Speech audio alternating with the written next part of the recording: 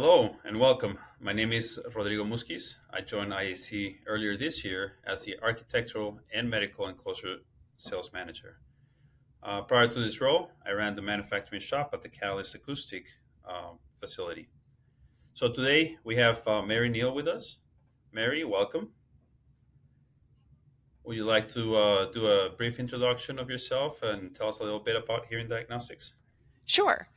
Uh, I am an audiologist and I graduated um, from the Ohio State University and then Florida for my doctorate. And I recently, after a lot of experience in a lot of different parts of audiology, clinical, um, training, and equipment sales, started a business which is Hearing Diagnostics, where I am continuing to work with audiological equipment sales along with audiometric booth sales, which is how I know you. Welcome, welcome. Thank you.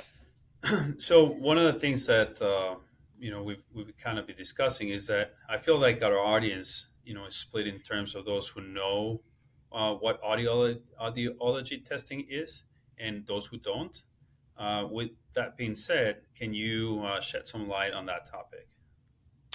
Sure, I think you're right. I think a lot of people know what it is. Sometimes when I'm trying to describe audiology testing, I try to jog people's memory back to when they were in grade school and ask them if they remember, wearing the headphones and raising your hand when you hear the beep, that kind of thing. A lot of times people remember that. Do you remember that? Did you I ever hear? remember I remember that from school, but I also remember that through my manufacturing years, having to do yearly testing. Right, right. So people who work in a factory or in manufacturing a lot of times will have experience with annual hearing screenings, hearing tests to make sure that their hearing doesn't change when they're exposed to noise. Um, so yeah, I was just training some people on hearing screenings where they will test infants and preschoolers, and we talked a little bit about remembering what is a hearing test. Or sometimes I ask if you've been in a quiet room, a quiet booth for a hearing test. And oh, go ahead. Sorry. No, I was waiting for you. Oh, yeah. So sure, a lot of people remember the hearing test that they had as a kid or from work or also in the military. Um, And sometimes people will remember taking their child who maybe had a history of ear infections to an audiologist for a hearing test where you go in the Excellent. audiometric booth. Yeah. Excellent. Yeah. So, what are the different types of testing, and who are the groups that are being tested? So if you're thinking about testing in a booth, Yes. um, so there are different kinds of testing, more than just the screening that you had when you were a child. If you go to the audiologist for a hearing test, you will put the headphones on, and not only do you listen to tones, but then there is also speech testing, where the audiologist will repeat some words, and the person who's listening will repeat the words back. Some of them are really soft, so you have to listen and respond with the correct word. And that would be speech testing. There are also some other tests where it needs to be quiet.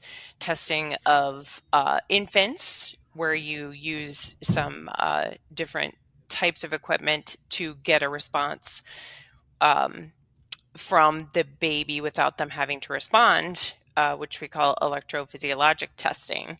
And it would need to be quiet for that type of testing as well.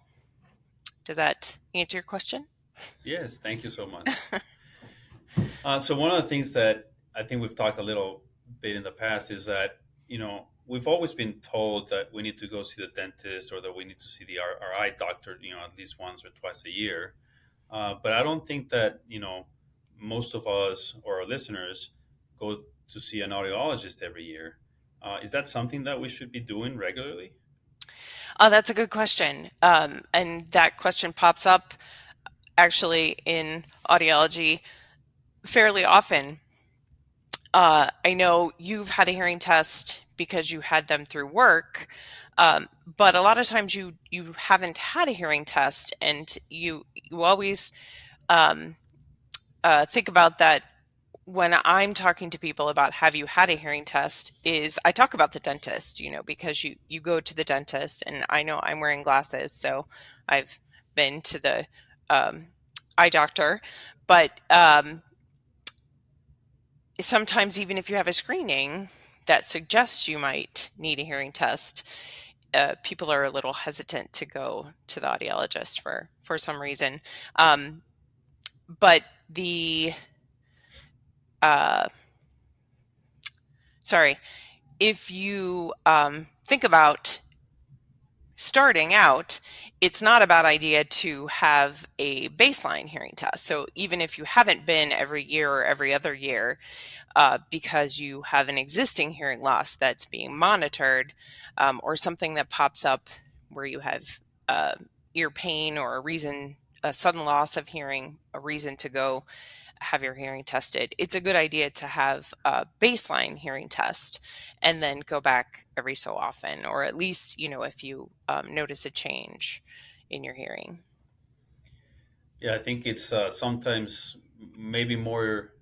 It's easier for somebody else to detect that hearing loss on you than you yourself. No. It sometimes is, yes. It's something where I think people are concerned about, some people, not all people, some people are concerned about wearing hearing aids or something that might show that you have hearing loss. But like you said, sometimes it's more visible just if you're not understanding in conversation. Thank you. Mhm. So all these tests are being conducted somewhere. Where is that somewhere? All different places, actually. So, hearing screenings can be conducted in all kinds of places. Schools we talked about, um, early education, Head Start, those types of places. You do hearing screenings sometimes at health, some screenings. They'll have some sort of hearing screening. Um, a lot of times in May, Better Speech and Hearing Month, you'll have hearing screenings that happen. Um, but you have also diagnostic tests, which will happen in a private practice setting for audiology, sometimes in an ENT office, a hospital, a wide variety of settings, but also in industrial settings and military settings where you have annual hearing tests. Yeah, I've seen requests, like you mentioned on clinics, and that's typically what they request are like a single wall booth. Um, Requests for a booth. What kind of a booth do they need? Correct. Yeah. And then where I've seen, mostly on hospitals requesting more of a suite and potentially having a double wall room. Um, Hmm. why do you think that there's that difference in need from a single wall or to a double wall or to a suite? Well, I think it depends a little bit on what their specialty is or what they're specializing in as far as hearing testing. Um, I was just in a children's hospital yesterday, recently, and they had double wall sound booths and suites in the main hospital, and then uh, mostly double wall for their testing. Um, just for the sake of having it be as isolated from the outside sounds as possible. So does it depend on the type of testing that they're performing or the research that's been happening? Uh, I think it can depend on. uh, that, and then also sometimes if it's a private practice clinic, sometimes they maybe don't have as much space. So then single walled is an option. If they need a quieter room, then the single walled booth can offer. Then we have enhancement packages. So you can add another layer, which is not necessarily a double walled booth that would take up more space, but you can add another layer of sound isolation to the inside, which also makes it gives it a nice appearance, a nicer aesthetic. Yeah, so the single wall gives us the NIC 50, so it's a 4-inch wall, right? But then when you start adding the enhancements, we can go into an NIC 60 or an NIC 70, depending on, like you mentioned, what is being needed at the location, and also Hmm. maybe the ambient noise that's happening outside, not only of the host room, but also outside the building, Mm-hmm. right?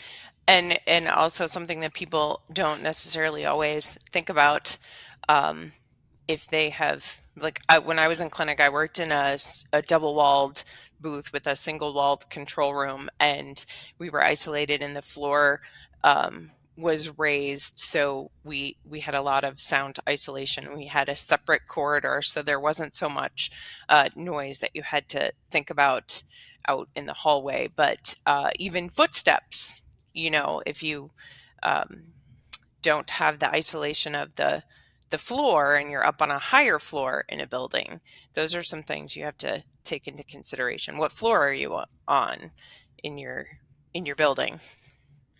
Yeah, I think in the past we've talked about that. You know, the need sometimes for having a control and exam room, so Hmm. that when you're actually talking to the patient, that the patient doesn't hear the background noise that's happening, in the area Sure. outside of the where the patient is being conducted the testing on. Yep. So a lot of times for that, and now it's a lot easier with the audiometers that we have available to us. But we wear a headset similar to this with the boom microphone to talk to the patient, but you can still pick up noise that's in the surrounding area if you're not inside a control room, which would help with that type of noise. But a lot of times now we can use recorded speech if we don't have a control room and we just have a single wall booth and we're sitting outside that.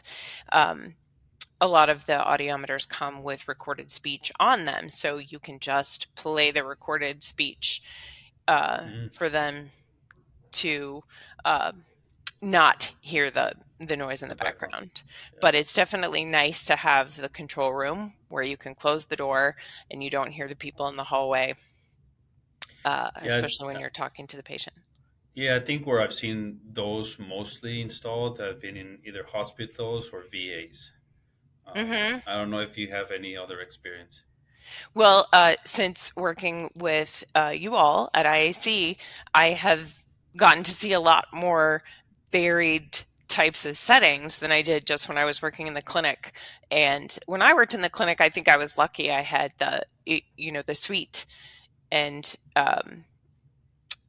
that's nice because you do have really good sound isolation. You don't have to worry about the people in the hallway so much. Um, but in the VA settings, you see a lot of the double walled booths, double walled suites, and also in hospitals.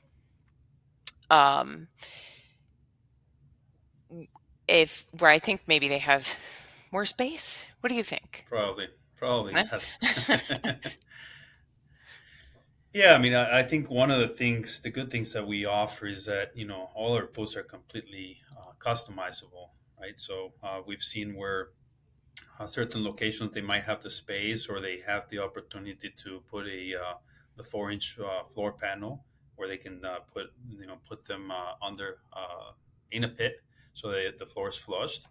But we've also have our low profile floors where that the pit is not needed anymore.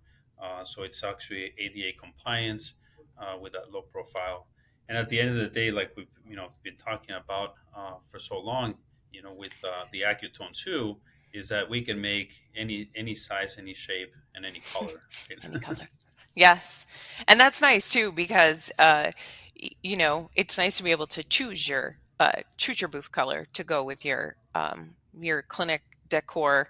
I've seen for a lot of the people, the khaki shade color is nice because it blends with all kinds of different decor. But I know in recent years we've done a lot of the gray color, which is nice. Of course, the color isn't the most important part, is it? No, but I think it's important because, like you mentioned, when you're doing, uh, you're working with children, they might not feel more. They might not feel like it's a hospital, or if it's that serious, so it might make them feel a little bit more comfortable, right?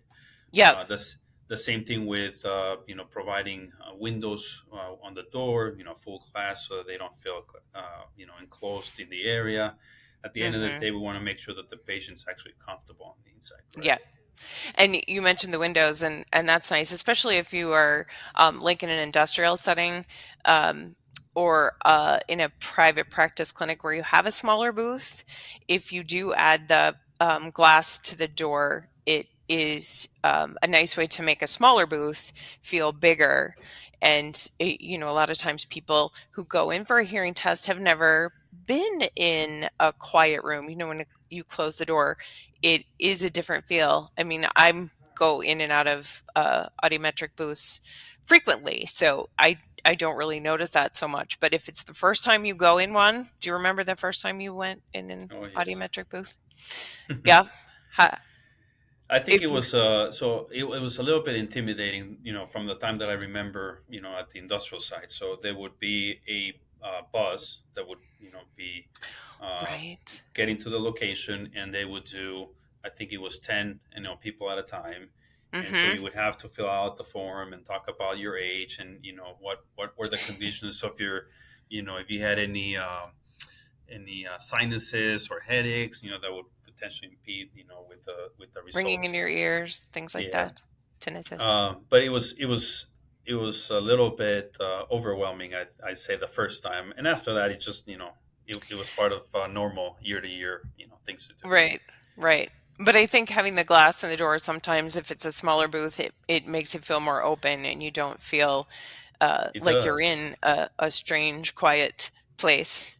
It does. I like going in a booth. It's nice to have the quiet, Almost but sometimes too quiet, which is a good thing. sometimes, sometimes. Yeah.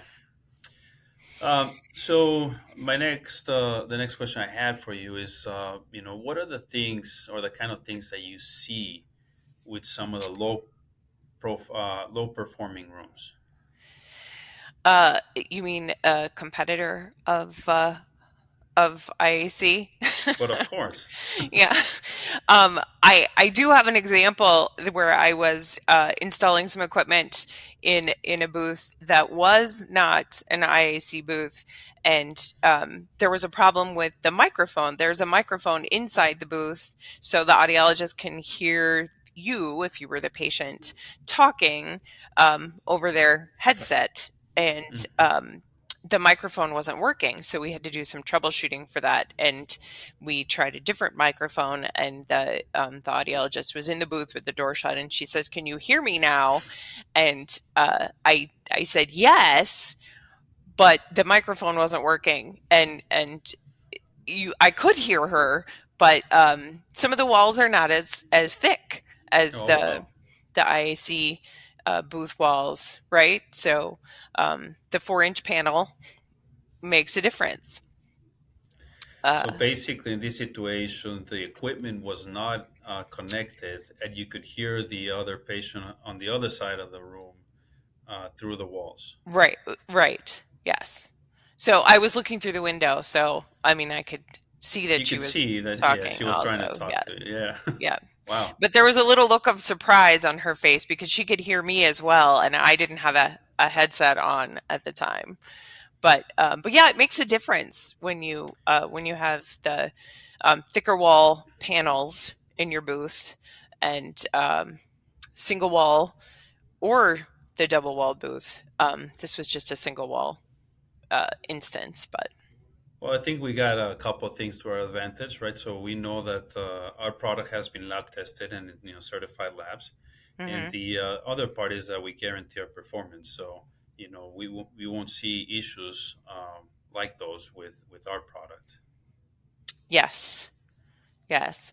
And I've been working with IAC booths for quite a while now, and it's definitely something that I now pay attention to, whether I'm in an IAC booth or a booth made by one of the competitors. Uh, Yeah. Definitely So feels like it makes a difference. yeah. Well, recently I've gotten a couple of calls where people have made the decision to either move their booth from one practice or from one building to another because of relocation, Uh-huh. and they requested like installation packages so they can know how it was put together and how it was how it's supposed to be moved. Um, Obviously, my first question is like, why would you want to move it? Let's just get a new one, right? But the response that I get is that they love them. They love them, Yeah. right? They don't want to get rid of them, and they last that long. I mean, some of them have been over 20 years, and they're so happy with the product. Yep. I have done some updating of light fixtures, to something that's a little brighter, Mhm. with an older booth, so that it has a newer feel to it, or even Right. brightening up the paint color from something. We don't have the same taste in paint colors as we did in the 70s or 80s, maybe. What about you? Yeah. You think so? Yeah, I think so. What we've seen is, like you mentioned, maybe updating a little bit on the electrical, or going through the lights in themselves because Mhm. now technology has moved forward a lot. Now with LED lights, things make it a lot more brighter. Definitely. They burn less energy and stuff like that. But yeah. Yep. Yeah. So we've talked about why the boots are needed and where they go into. Um, let's talk a little bit about from your end, going into and knowing like what or how to place an order, right? Mm-hmm. Yeah, it's funny. It just from my perspective, where I worked in a clinic, but I never set up the clinic. So a lot of times we don't know what goes into um, selecting a booth or moving a booth, even.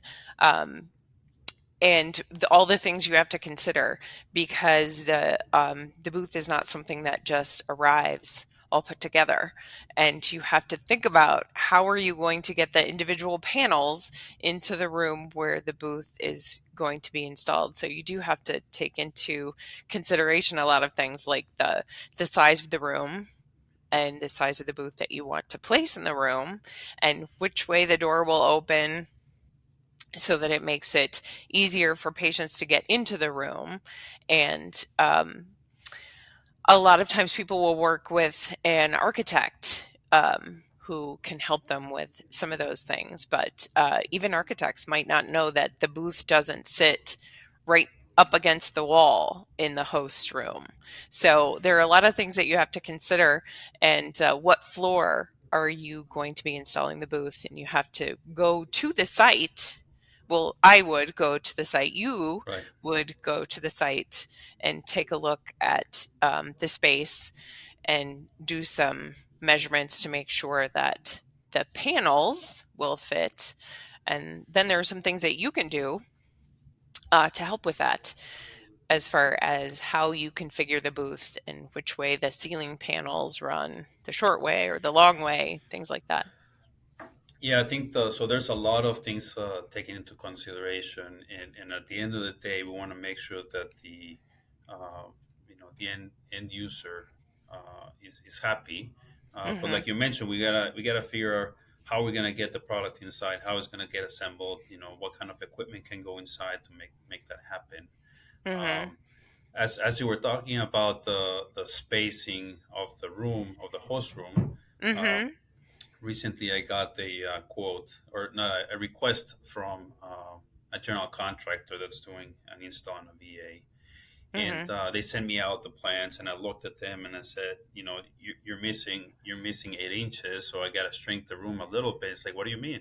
It's like, well, you need 4 inches on at the end of at the end of the booth before you hit the walls. Right. um, You and see that that was a lot. something. Yes. It's Mhm. like, well, I don't want to lose any more space. It's like, I understand what you're telling me, but this is what's required, right? Right. To Right. make sure that it's a successful install. Mhm. Yeah. And there are other things like that too that people don't necessarily think about that you can help with the booth is finishing it off so that it looks like a finished space. So those gaps of 4 inches, you can fill with a closure plate that Yeah. gives you the same look. So it looks like it's all booth, but it goes all the way to the walls to fill those little gaps and little things like that that I never would have thought about uh, when I was an audiologist working in the clinic. But now I think about those things to closure plate or drywall, some way to finish off the space. Correct. Um, yeah, Yeah, to make it look, like you mentioned, aesthetics, right? So the good thing about our product is that there's no exposed fasteners, so you don't see screws or nails or glue or anything that goes to that. So right. now you have a nice smooth finish with your closure Hmm. plates, and it might look like it's part of the building and it's not just a standalone, Right, room, right. right? Yeah. It gives it the look of a long finished wall, and you can't tell, where the booth starts necessarily, or it looks like it's all booth. Right.